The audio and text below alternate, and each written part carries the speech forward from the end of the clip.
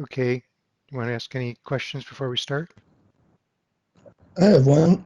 Yeah, go ahead. So the problem we were discussing right before the break, I've often thought, maybe hoped for myself, that um, that problem could be solved just by waiting 50 years or something, right? Like this this thing was attributed to this reason, but people tried to investigate more or use that to do something else, and they figured out it was wrong, and then it just sort of gets left in the dustbin of history, and eventually we figure it out. Do you think that's true, or is it more nuanced than that? You mean particular problems, or you mean the general issue that I discussed? Um, Because for the particular problems, I often feel that way. I just think that, um, people often ask me, what do you think about this or that? And my answer often is, well, that's an empirical question, and we either get the data someday or we won't, but it's not something that you're going to solve by theory or logic. You're just asking about how something is. Um, but if you're asking about the more general issue, then I'm not sure. Um, I think it's not something that's going to just happen, but with time. In some ways, the principles and the difficulties have been known for a long time, and if anything, we're in a same or worse place than we were before. Um, I don't see. Um, I guess maybe I could rephrase it as, do you think there's um, some questions about the universe that we'll never be able to figure out yes. because of yeah, Yeah, I mean, do I they think have that's. a common core, those problems, or Uh, I don't know. I haven't thought about that. It would seem to me like well, there certainly must be certain commonalities, but it seems to me like there's a lot of ways that we can find something hard to know. Um, yeah, I mean to because some of the extent, it process depends by on what which we range of questions you think are important and interesting, too. yeah. Uh, So, I and mean, yeah, I mean like because of the process by which we're doing science, right? Some things maybe we don't know, we can't ever find out just because yeah, we can't. yeah, I think that's right. I'm more focused on the things we could know if we acted a bit more um, in line with what we already do know. That's the way I would like to say it. That's what Gotcha. I meant, about things being not known and known at the same time. Mhm. It's, but this problem that I'm talking about, it's both well known, but there's some really important challenges at the conceptual core, which we won't really get into in the class because it's it's more or less impossible to do without some mathematics, and I'm not going to be deriving things and going into the math in this class. Um, it's too heterogeneous and a little bit too hard to do in this context. Um, if there's a lot of interest, we can do it separately. You know, people, if several people say we really want to talk about it, I'll give you some things to read and we can have separate session. But that will require that you read stuff and work because there's no point. It's just like I made a joke the other day. There's some things that are better done in the privacy of your own home, but I really mean that. Um, I can't teach you certain things. You can only learn them. I can guide you, you know, read this and think about it. Come with your questions. We'll talk about it and then go home and read some more. Um, so if there's that level of motivation, we can do some extra stuff. Um, at the core of it is, I've emphasized, at the core of it is discussions of symmetry and measurement that are, to me, the most interesting and important sort of core topics in almost every field. And there's some things there that are not understood very well. Um, I've deluded myself into believing that I've actually done some new things on topics that are sort of so far outside of my natural realm. I wasn't I was trained in animal behavior and I did lab work, and I'm a self-trained theoretician, really. And yet I still think that I was able to put my finger on some really key aspects at the core of these issues we're talking about in terms of symmetry and invariance by just applying simple principles that already existed but haven't really been applied correctly and fully yet. Um, so the mathematics isn't really that hard, but it's not trivial either. It's more like a lot of mathematics. It isn't the technique. It's the frame of mind, an ability to visualize what you're doing and why you're doing it and how it connects to things, um, which is sort of the real essence of abstract reasoning. It's it's a mathematical outlook more than it is mathematics. There's some mathematics, but that's not the hard part.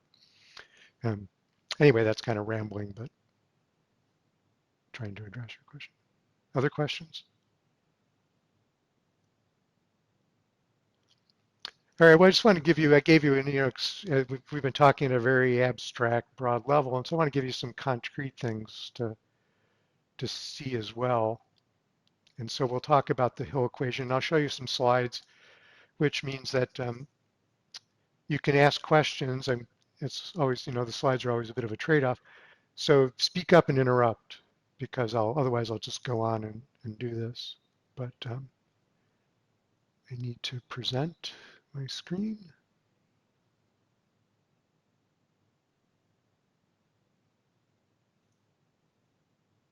Desktop. There we go.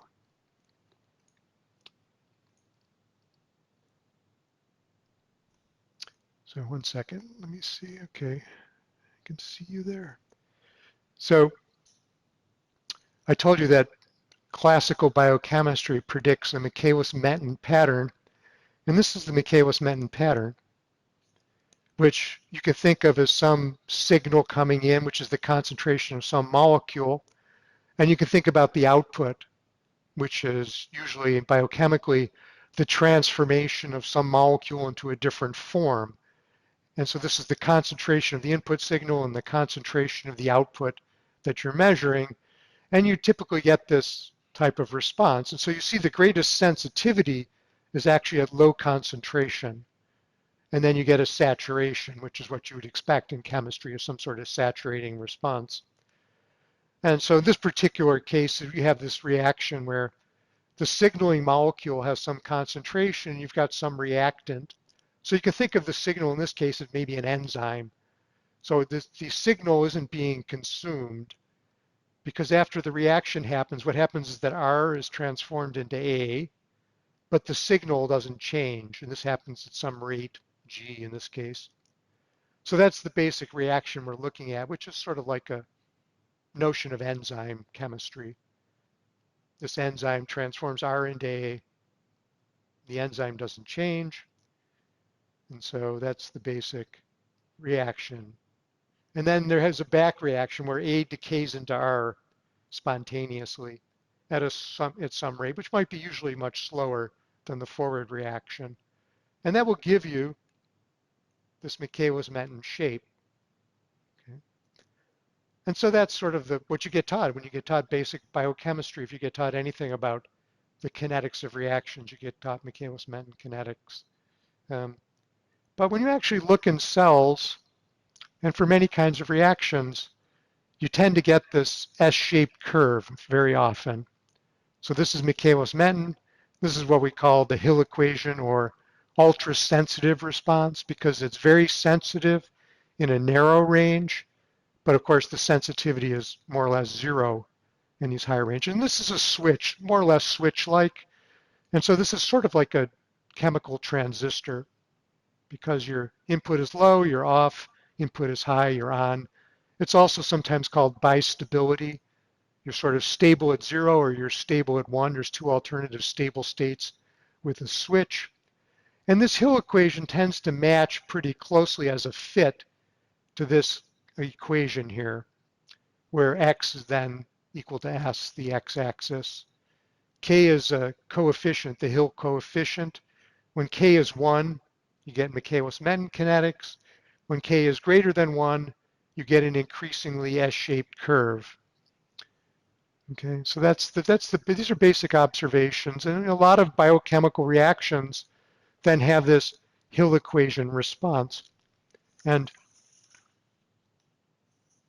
so as I said, this is bistable or ultrasensitive. It's very common, and there's a long history of discussing this.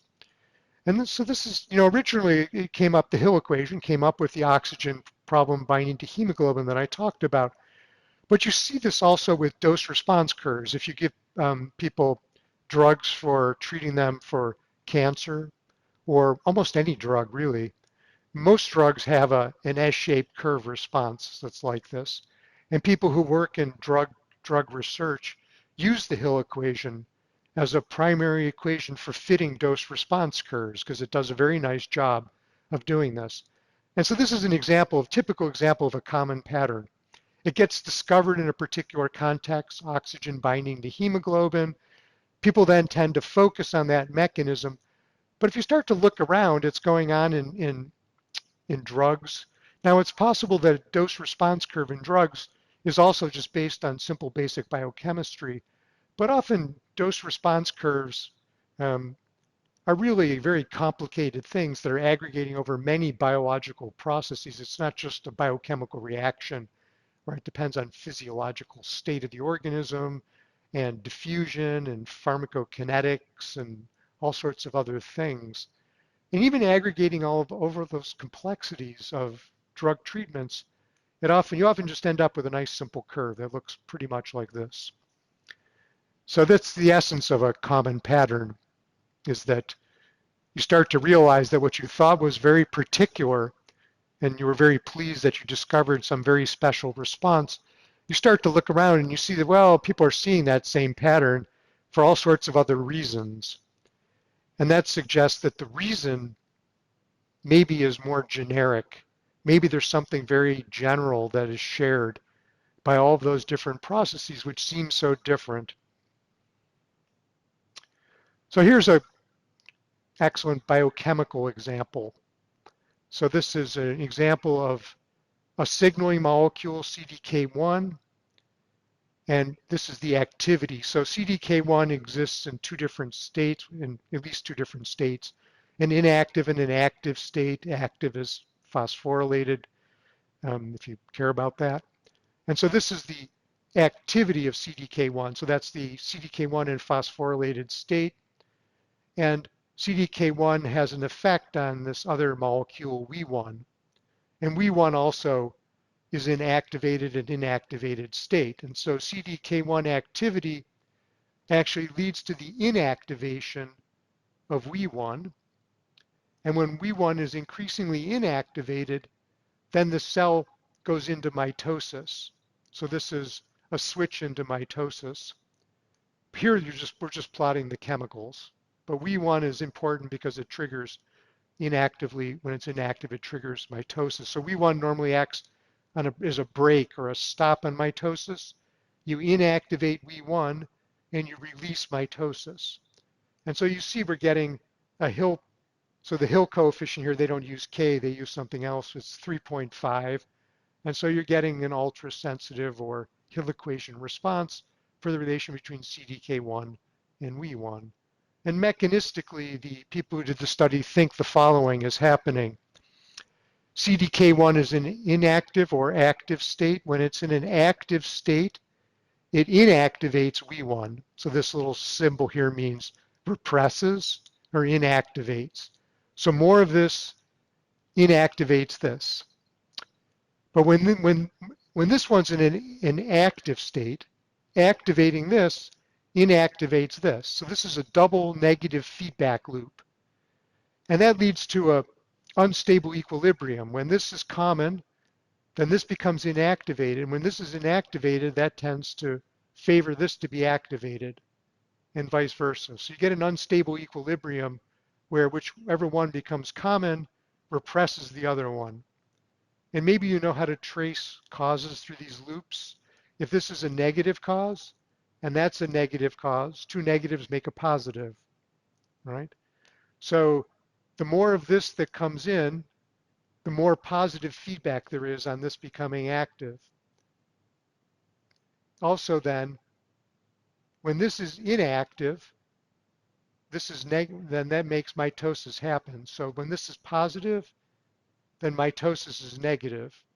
So as this becomes negative, the negative times this negative causal loop makes that positive. So as this increases, this decreases, and this increases. Anyway, that's just how you read these loops. You can do a multiplication of signs through the loop, and you can see how things change in a qualitative way. And so this is the argument that these people gave for why you normally expect Michaelis-Menten kinetics, but actually in this particular case, we're getting this ultrasensitive response. And so they said several mechanisms can in principle give rise to ultrasensitivity, including zero-order effects, that's a mechanism, multi-site phosphorylation, and competition mechanisms. The mitotic regulators V1 and CDK1 can inactivate each other through inhibitory phosphorylations.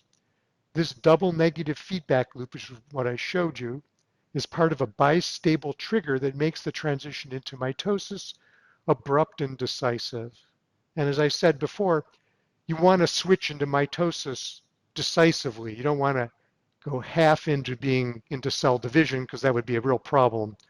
And so you get a switch by having that double negative feedback loop, which gives you a bistable trigger. Bistability means off or on. You get a switch, right? So this is the basic bistability here. Now, we've talked about a couple of mechanisms. We talked about cooperative binding, which is what Hill originally discovered with oxygen and hemoglobin. And then I showed you a double negative feedback loop, which also gives you this trigger. And so what we have is this generic pattern, which fits a very simple equation, has a very regular shape. But my own view is when you get a regular shape like this and you start to see different causal mechanisms, you have to start to wonder about whether this is some sort of what I like to call an attractor. It's something that tends to happen fairly generally based on a variety of things which don't seem to be similar. So originally, the oxygen tension and cooperativity in hemoglobin binding does not seem the same as a double negative feedback loop, and yet they have the same dynamics. And so I always like to come back to this normal distribution. You know, when people look at this, they think, oh, that's really special. I need to figure out what exactly the mechanism is to figure out what's going on. When people look at this, they never say that. You never say, oh, I need to figure out exactly the mechanism that led to a normal curve. You think it's just a generic property of aggregation. But then I get suspicious, right? Maybe that's a generic property of aggregation. It's just a different kind of aggregation. Or maybe it's a generic property of some other general aspect of things. That does not mean that hemoglobin doesn't have cooperative oxygen binding. And it does not mean that in mitosis that it's not a double negative feedback loop. Those explanations are probably correct for those situations. But what it means is that you have to be careful about whether you're just every individual case you're looking at is just a special mechanism that's really part of a general class that you don't recognize, if you know what I mean by that. There's some general class of mechanisms which seem not to be related, but in fact really are in ways that we don't understand. And that becomes the deeper question when you become interested in these patterns that you see over and over again. So I'm not arguing against the specific molecular explanations that have been given for particular cases, although sometimes you have to wonder because people will often find what they're looking for. If they're looking for a very simple molecular mechanism, they may sometimes find it, even if in reality, in cells, there's actually something more general going on. So I think some of the inferences may be wrong, but I think a lot of them are correct.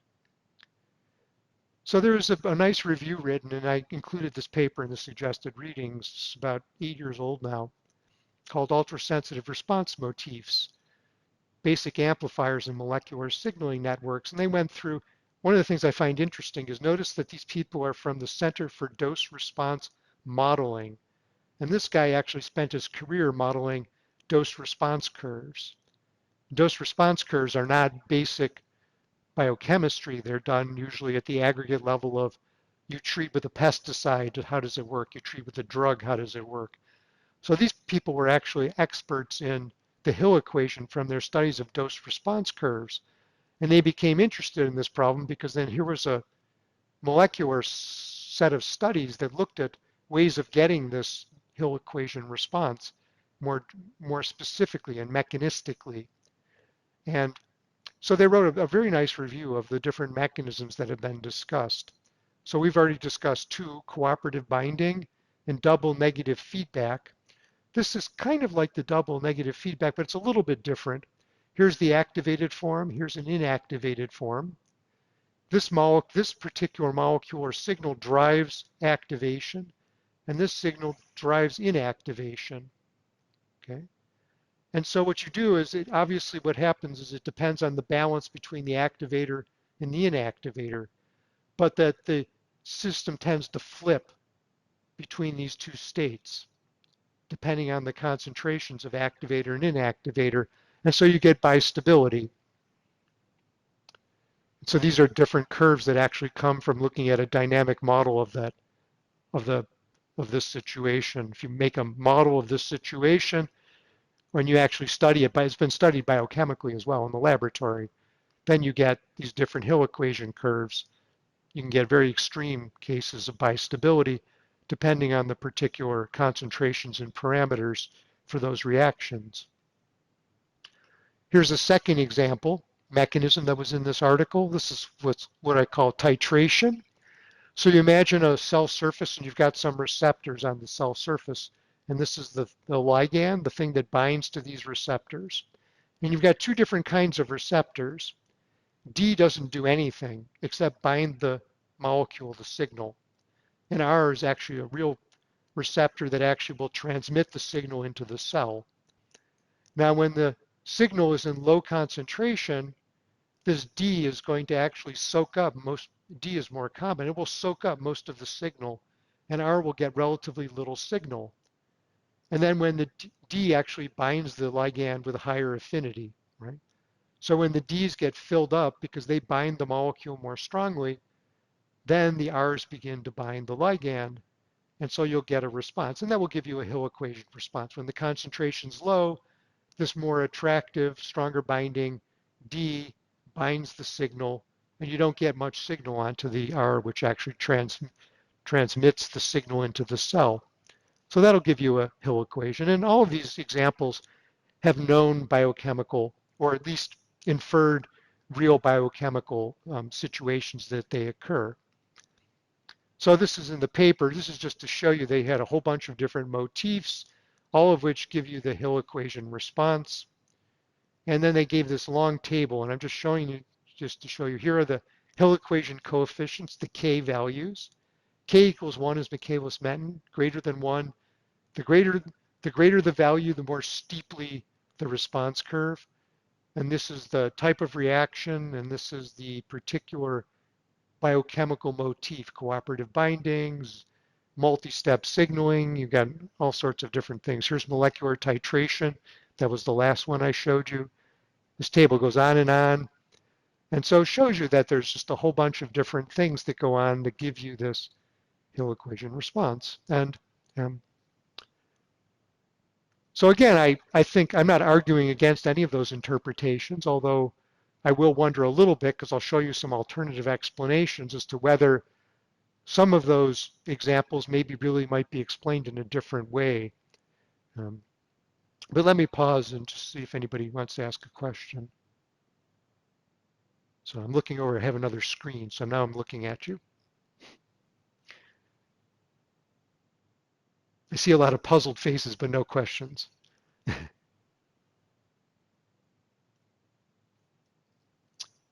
Okay, then we'll continue. Let's see where we are.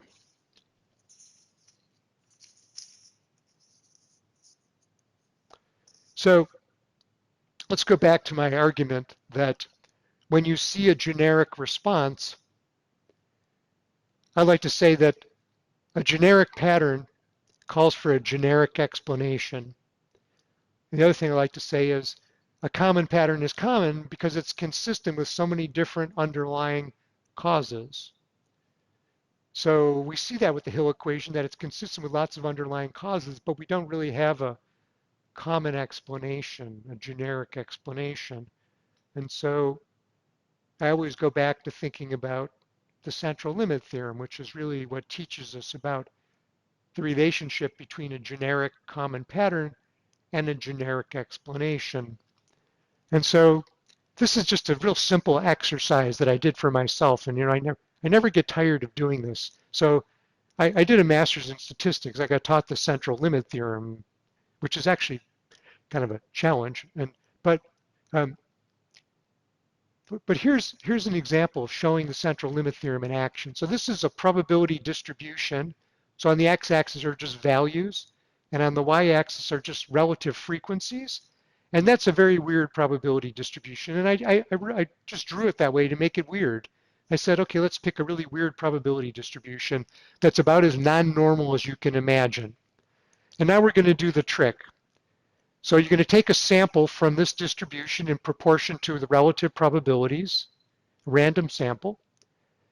You're going to take a random example from this distribution in proportion to relative probability, and then take a second sample and add up those two random numbers, and then look at the probability distribution of the sum of those two numbers. And it looks like this. So if you add up two samples from this distribution, and you do the distribution of the sum, and then normalize because, divided by 2, then you get a distribution that looks like that.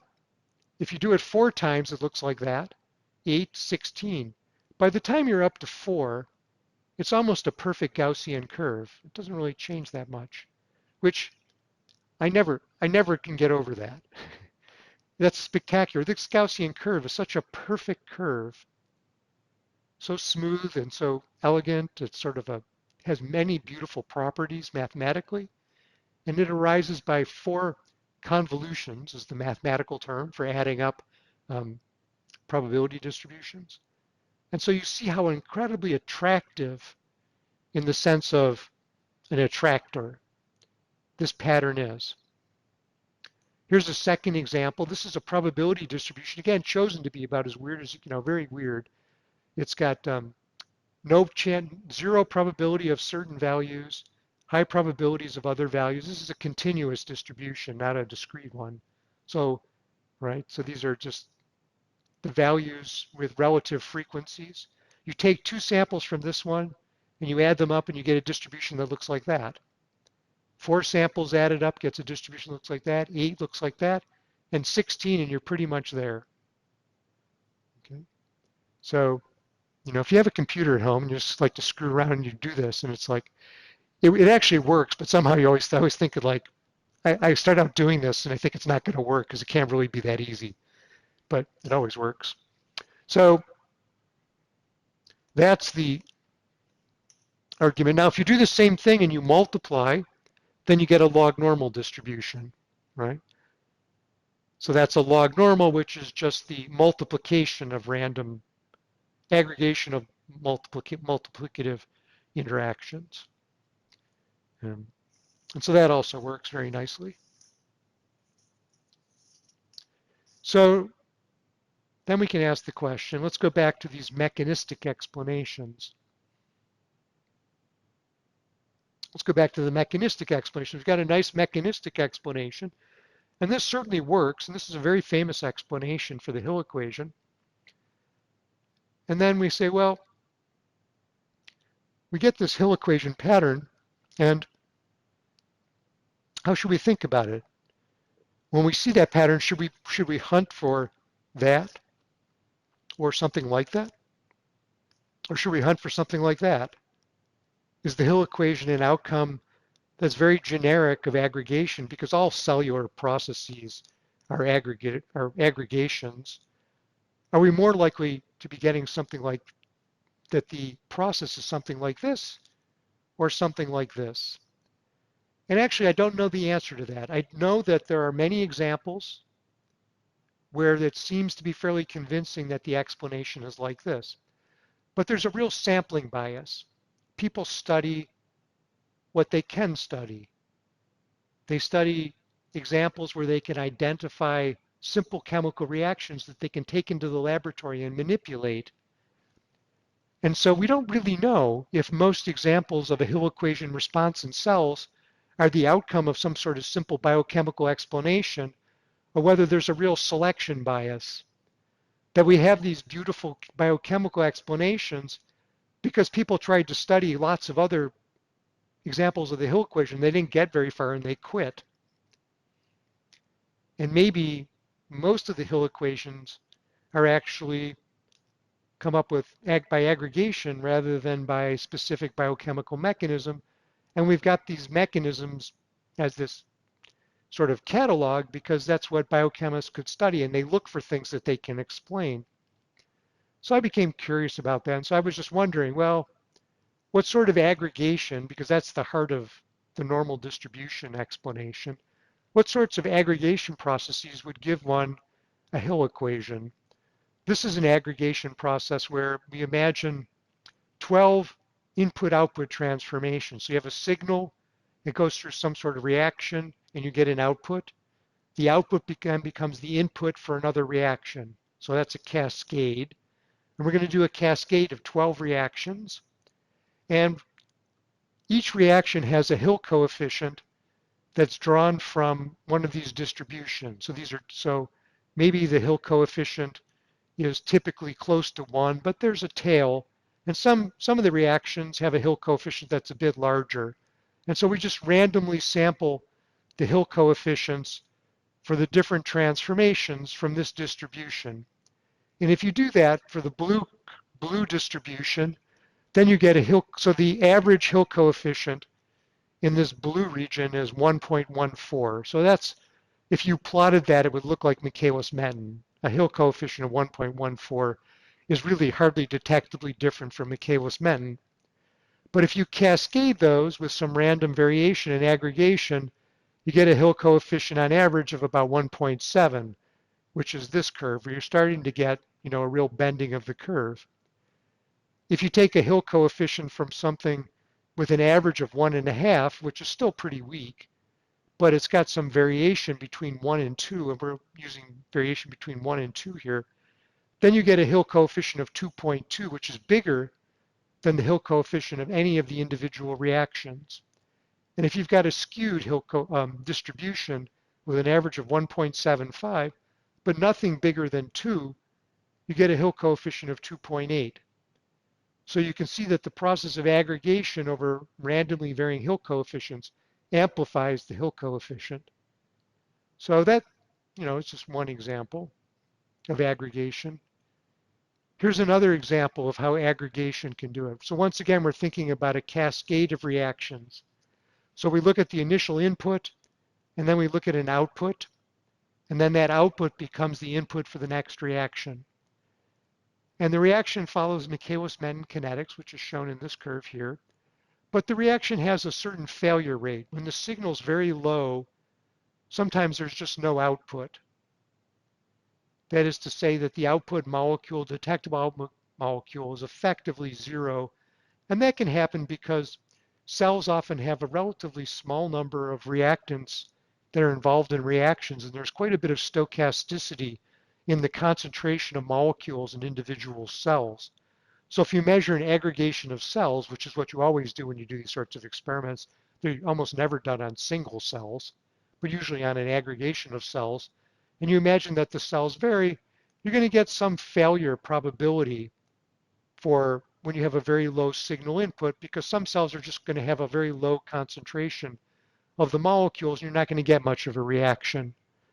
So I just say what we're going to do is impose a little bit of a filter where the signal transmission fails. This is the probability of failure.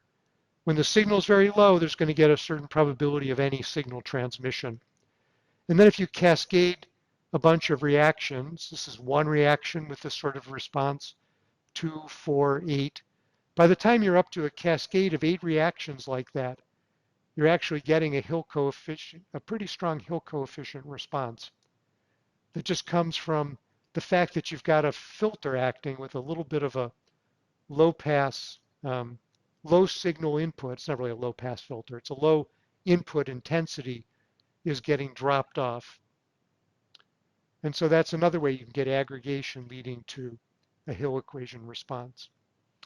And this last one I'm kind of fascinated by, which is that Michaelis-Menten kinetics depends on mass action. Mass action means random mixing, which means that diffusion is very fast.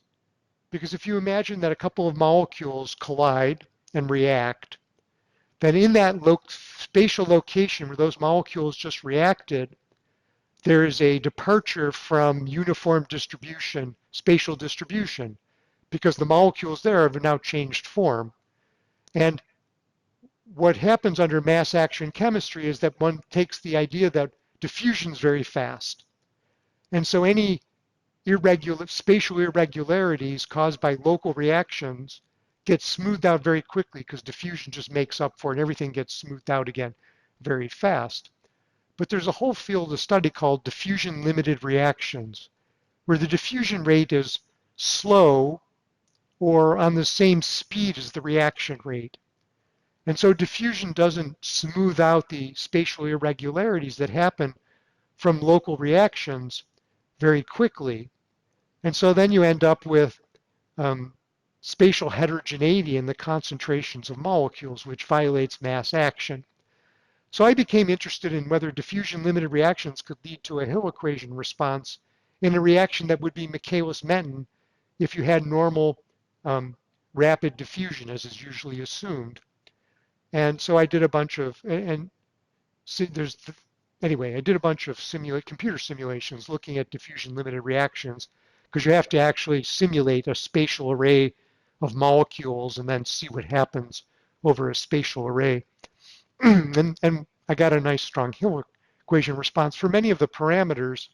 And I think what's going on, when you do a computer model, you don't always know. You get a response, you don't always know why.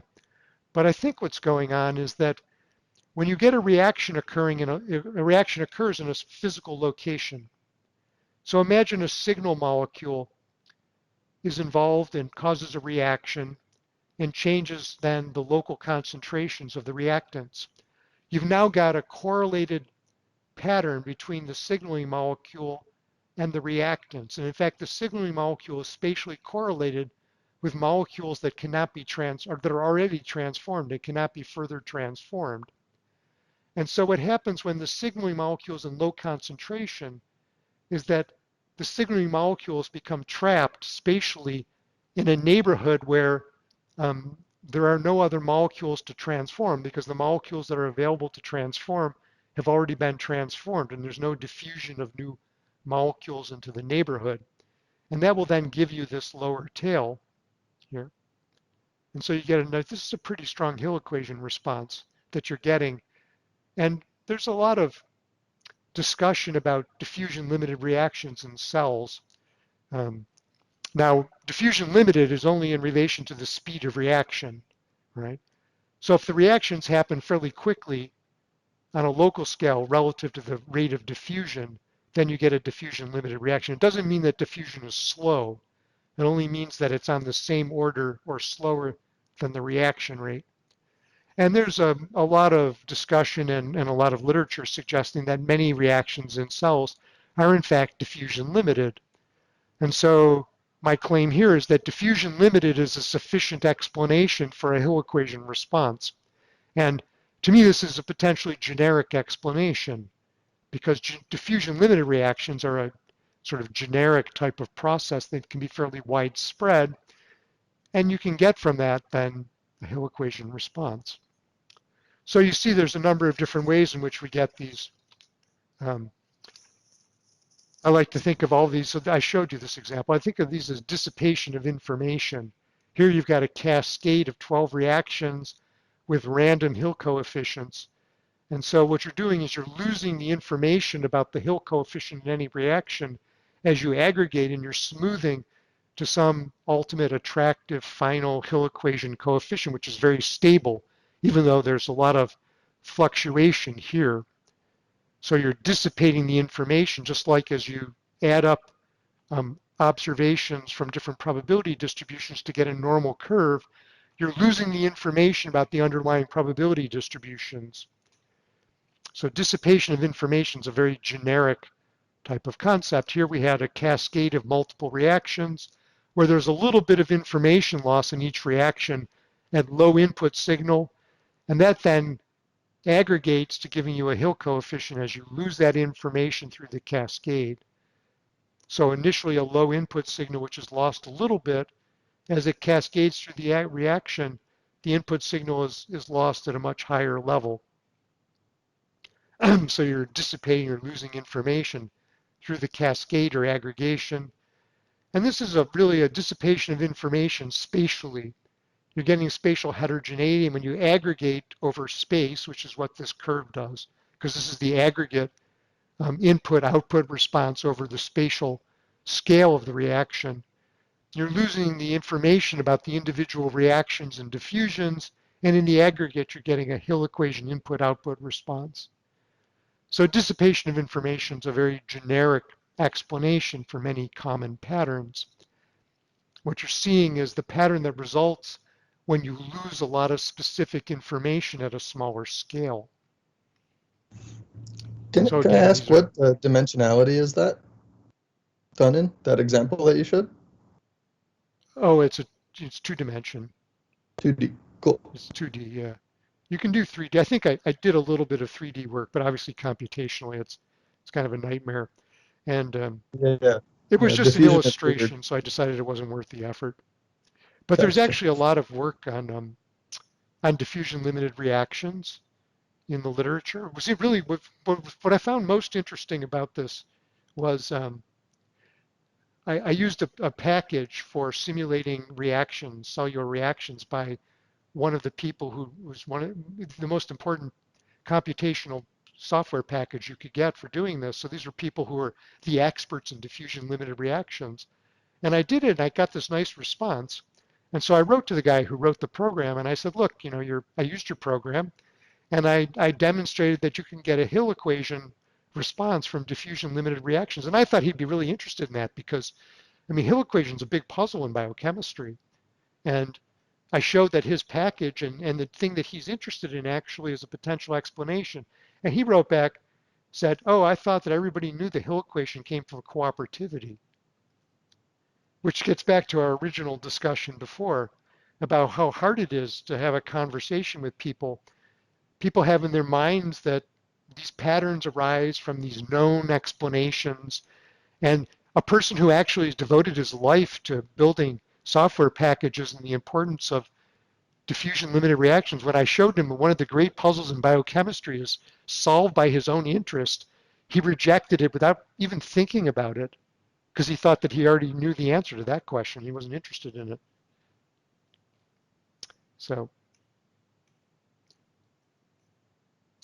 anyway, just to turn to the broader question, here's a quote, one of my favorite quotes from probability theory. You may know the name Kolmogorov as one of the great mathematicians of the 20th century. And he said, now we're talking about dissipation of information and pattern. And he said, in fact, all epistemological value of the theory of probability is based on this, that large-scale random phenomena in their collective action create strict, non-random regularity.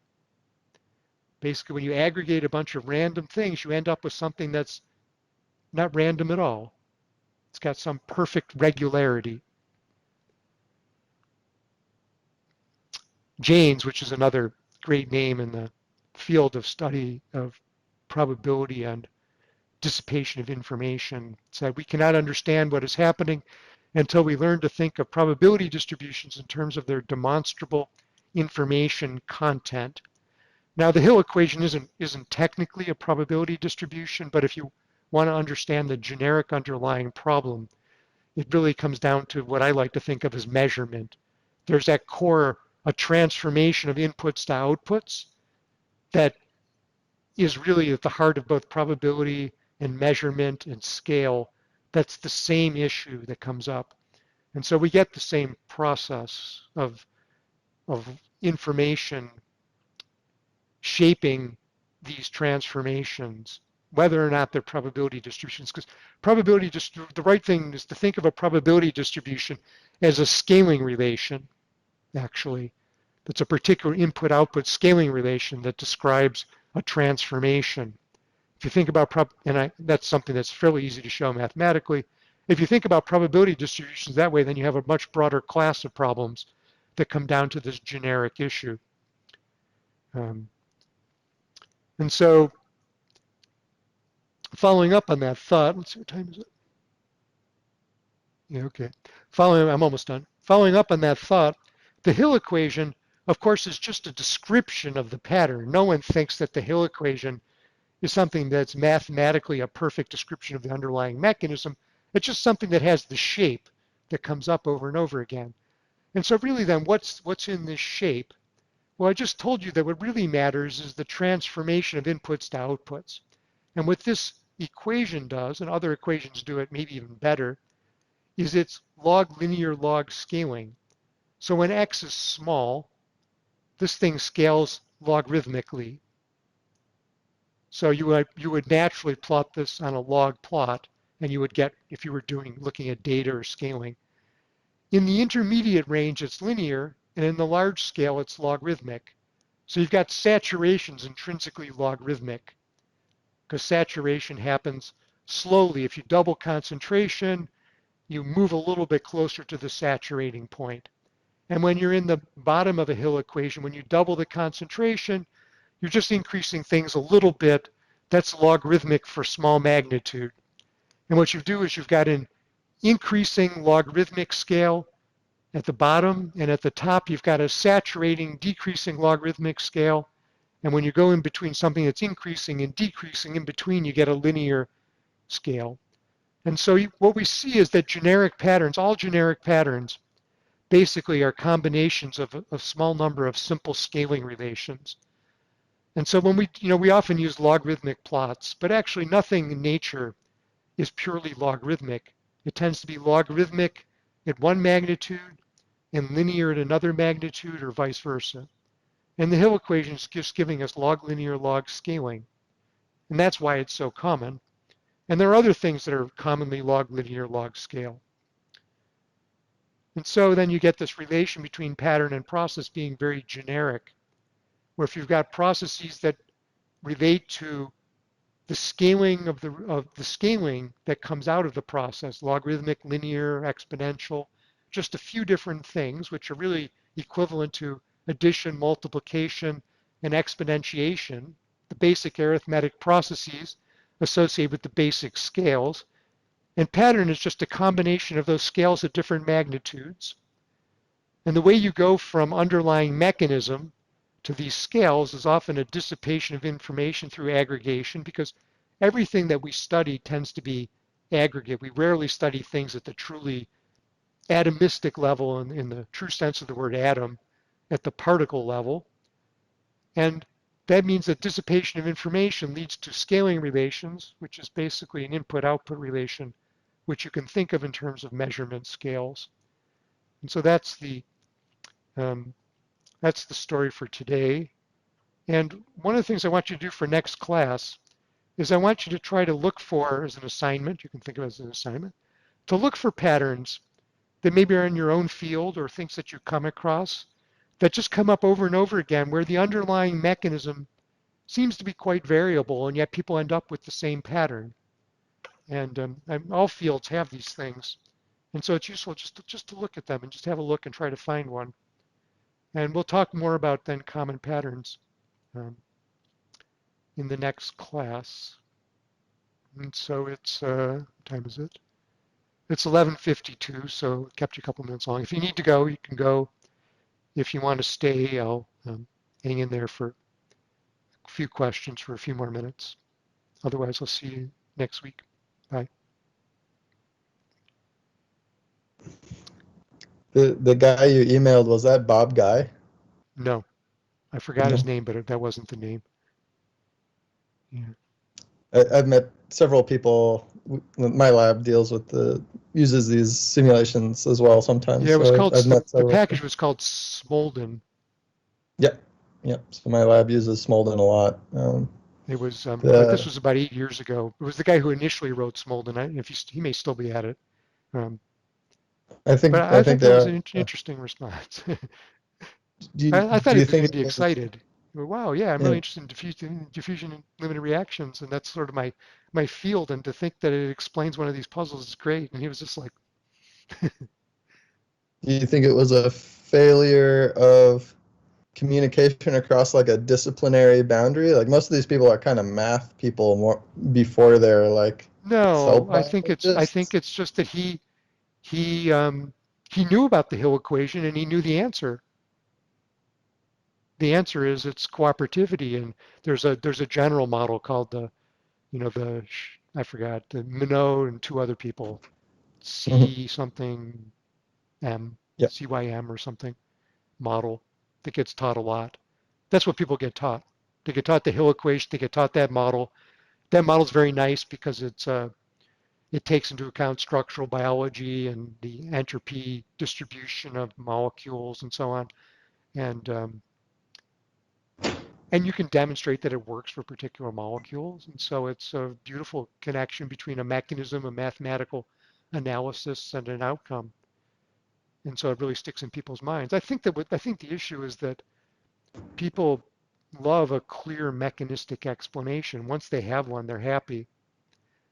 And but just to repeat, it's a bit like saying if you learn the normal distribution by adding up flipping coins or something, and then your view of the normal, every time you saw a normal distribution, somebody started telling you, well, I was doing a study based on this, and you would say, well, no, but actually, the real reason you saw that is that's exactly like flipping coins. That's how you get that pattern, because in your mind you associate the pattern with the mechanism. But again, it's the Hill equation's log linear log scaling. So it's like saying that things that scale in the most generic way only happen by this molecular um, rotation cooperative binding model. Otherwise, you can't get log linear log scaling by anything else. So it's exactly the same conceptual view of the world, which is kind of what we're puzzling about, I think.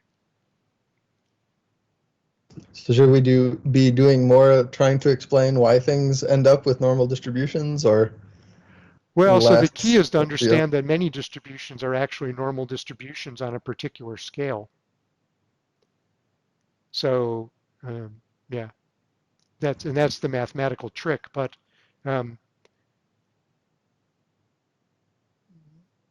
just like the Hill equation is basically there are mechanisms that transform things so that they scale log linear log. And so if you actually then plot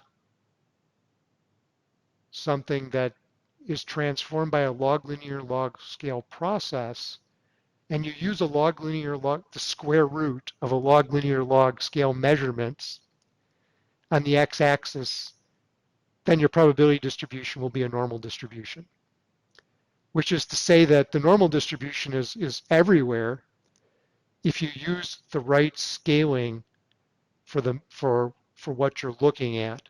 So the key is to figure out what's the natural measurement scale for the process that you're looking at. But if you take a probability distribution and you write a probability distribution as e to the minus lambda t of x, where t of x is a function, and you can do that for almost any continuous probability distribution. And then you take the square root of t of x and you plot that along the x-axis, you've got a normal distribution. Because that's just like plotting x versus e to the minus lambda x, where you assume the mean is 0. So you're plotting squared deviations. So actually, the natural metric of the world is the square root of the measurements that you take when put on the proper scale. And so we think of sums of squares, but it's actually better to think of sums of squared square roots. Because if you Uh-huh. take the square root of things and you square them and you add them up, then you get a linear scale, which is the way our minds like to work. Hmm. And then if you think of your basis as a square root basis, it's the same thing as just using measurements and squares. But instead of using measurements and squares, you use the square root of the measurement and then the measurement itself. And then you end up with an extremely simple um, worldview that shows you where all these things fit together. And instead of this weird sum of square world, you end up with a natural world where everything has its natural metric, and you use the square root scale in order to understand um, scaling relations. So it works beautifully. And then when you do that, then you get um, normal distributions, and you can see the radial symmetry very easily in everything, because what you do is you see when you're on the natural scale, things are radially symmetric. So it transforms other symmetries into a scale that's radially symmetric, which is the most powerful scale. So if you look at a lot of things, um, what's that thing in quantum mechanics they use where you that real harmonic oscillator? Hmm. A harmonic oscillator has rotational symmetry, and so it's actually a beautiful example of a normal distribution and a dynamical process. And so what you see is you can actually put a lot of things onto you can transform some underlying process into the right scale. You end up with a harmonic oscillator and radial symmetry and normal distribution. And all those things fit together in this incredibly simple little world. And the way you go from that simple core theory to the things we see in the world is to figure out the transformations between what you're measuring and the underlying process, and how aggregation is deforming things. And the deformations take on pretty much logarithmic, linear, and exponential, which correspond to addition, multiplication, and exponentiation. And that's it. That's Hmm. pretty much the whole package.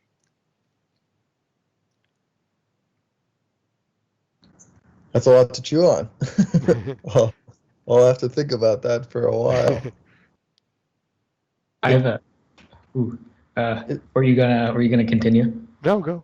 I was just going to say it's Oh, interesting that so there's um, many powerful techniques which are basically transform whatever you're looking at into a harmonic oscillator and then use perturbation theory to yeah. get from harmonic oscillator to wherever you are.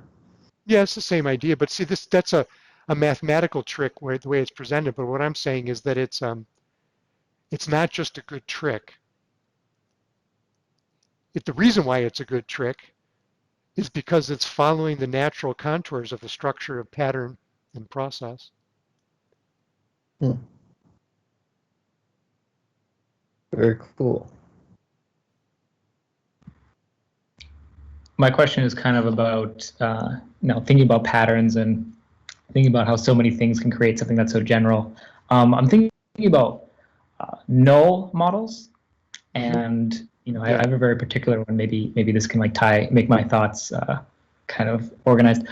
In the epidermis, so we have the null model or the accepted model that now that there is a single type of stem cell, okay, and that it chooses its fate, and essentially the fates of its daughter cells are random, Right. right? This So guy the named Simons in Cambridge loves this, right? Simons, Alan Klein, that whole group, everyone who comes from Elaine Fuchs, yeah. So that Yep. whole thing, Yep. and so many people just say now, oh well, there is only a single type of stem cell, and the cell fates are just completely random. And I want to connect this to what you were talking about today, Yes. with the sense that because they're just showing that based on clonal size data. And so now I think, how many Yep. different ways can you make, or how many different processes can give rise to that clonal size data? Exactly. So, And yeah, yep. okay, yeah, you go. No, go ahead. Finish your thought. I guess I was going to cap it off with, Mm. I forget.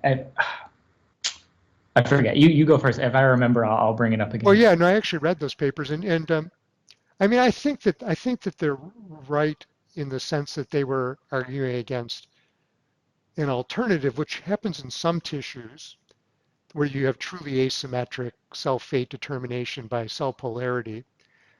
And their argument is that a lot of tissues don't have that extreme um, determinism. So on the one hand, I think they're correct that there's a significant random component.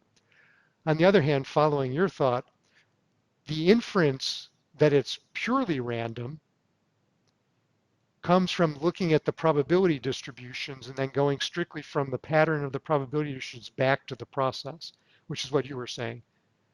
And yes, I think that because they're doing that, that they're overinterpreting their data.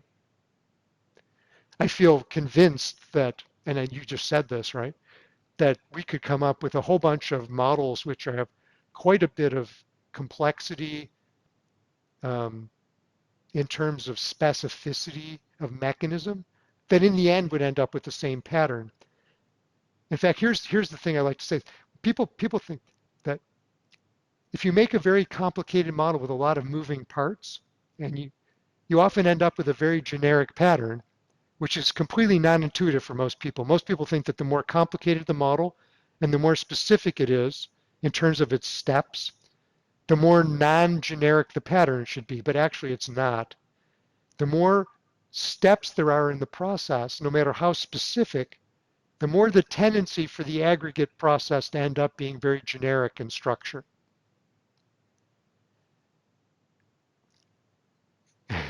Which is interesting because this really works against people's intuition. So when Yeah. somebody sees a model that's presented, this is different from what you're talking about, but somebody sees a very specific mechanistic model with a lot of very detailed assumptions and it matches the data perfectly, they think, wow, it has to be right. I've looked at a lot of papers like that, and I look at the pattern and I look at that's a gamma distribution, which is about as common as the normal distribution, right? And they have these complicated explanations and they get all done, they get a gamma distribution. And I think that is not right. I could get you that gamma distribution 20 different ways with the same kind of mechanisms that you're looking at, but let's just shuffle them around a little bit and change a couple, and I'll get you exactly the same distribution. And so I think the same thing is true because they're looking at an outcome which is already a fairly complex aggregation over molecular and statistical processes. Yeah. No, it kind of came to me again what I was going to point out, and it's the fact that if you just have this random process that's giving your daughter cell fates are chosen randomly, which is what the clonal size data was consistent with. I get confused. I haven't like simulated or anything. I get confused with how like the epidermis would be maintained properly, in terms of how there wouldn't be fluctuations in its size. So there's definitely more control there, and Yeah, I get confused. there's definitely some feedback. Yeah, Yeah, and I density don't know why feedback. that control doesn't change the clonal size data. That's what I don't want to square, Oh, because I see. why is so much control consistent with clonal size data that appears to be random?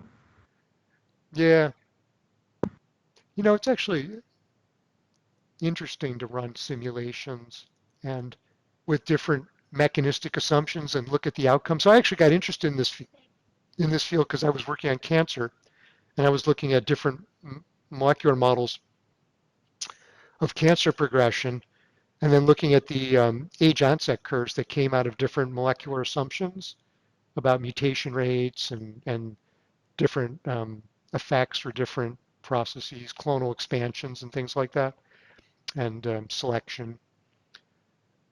And I knew that basically cancer curves are sort of gamma-like, really, if you look at them in the right way. And I knew that. And I knew that gamma was kind of an attractor. But when I started changing the biological assumptions over just a huge range of different mechanistic assumptions, I had assumed that I would see some real signals in the outcome. And what I found was it was extremely hard to break the generic gamma structure because cancer is multi-stage, right? So you're aggregating over multiple processes, even if each process is very specific and very non-exponential or non-gamma-like. So it was aggregating over things that were very non-exponential, because right, gamma is just an aggregation of exponentials. So the individual processes were highly non-exponential, but the outcome was still looked a lot like a gamma. And that's really what tuned me in, because then I thought, well, if it's true for cancer, it's true for, I mean, it's not, because I'm not modeling cancer, I'm modeling real generic processes, but with very specific assumptions that manipulate the scaling and the probability. And I still just end up with this generic process, this pattern. And that just made me realize that that's just going to be true universally. So I think the same thing would be true for this stem cell thing, that lots of different processes, as you emphasized, would be consistent with it. It doesn't take away from their single most important argument, but they overinterpret the data wildly, pushing that it's just random, it's all purely generic and so on. They have really no evidence for that when they're working at the overall pattern. They would have to study that at the single cell level to demonstrate that. Thanks. Yeah. Okay. See you next week.